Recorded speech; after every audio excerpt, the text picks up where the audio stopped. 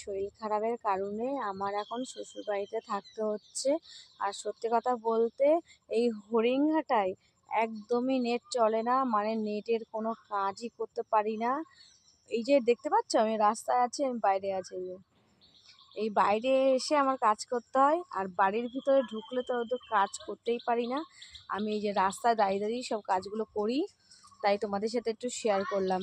তোমরা হয়তো অনেকে রাগ করবে, ঠিক আছে, তাই শেয়ার করলাম। আমি রাস্তায় দাঁড়িয়ে দাঁড়িয়ে কাজ করি, আর তোমরা বলো রাস্তা দাঁড়িয়ে দাঁড়িয়ে কত মানুষকে লাইক কমেন্ট করা যায় আর কত মানুষের পরিবারে যাওয়া যায়।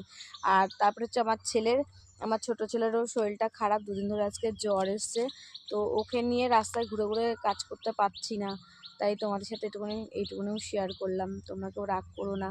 হ্যাঁ, যখন আমি নিজের যেখানে থাকি সেখানে নিজের বাড়িতে যাব যখন, তখন আমি পুরো সবার পরিবারে যাব।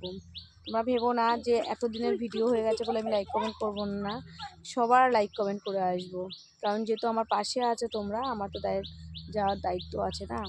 তো দেখো আমি রাস্তা দাঁড়িয়ে দাঁড়িয়ে কীভাবে কাজ করি তোমরা দেখো, তাই তোমাদের সাথে শেয়ার করলাম যে আমি রাস্তা দাঁড়িয়ে দাঁড়িয়ে কাজ করি। আর তোমরা বলো একটা মানুষ রাস্তা দাঁড়িয়ে দাঁড়িয়ে কী করে কাজ করতে পারে, তোমরা একটু কিন্তু কমেন্ট করে জানিও যে আমার মতন কি তোমরা এরকম করো। নেটের জন্য রাস্তায় চলে যাই, নেট চলে না এখানে।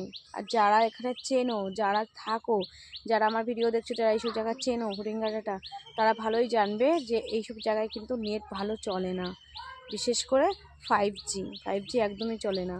তো যাই হোক, সবাই ভালো থেকো, চলো টাটা।